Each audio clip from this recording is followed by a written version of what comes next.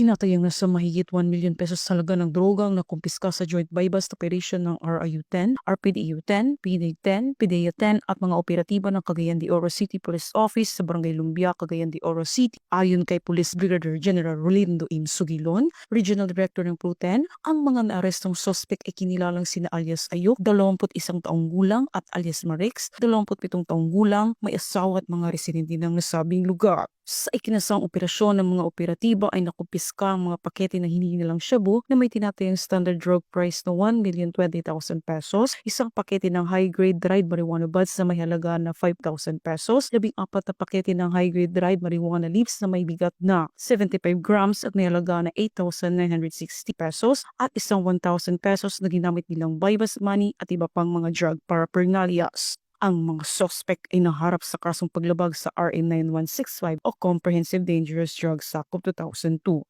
Mula dito sa Camp Capistrano, Busa, Cagayan de Oro City, ako ang iyong PNN correspondent. Patrolwoman sa Rabemba Tumalaki, alagad ng batas, tagataguyod ng balitang pulis.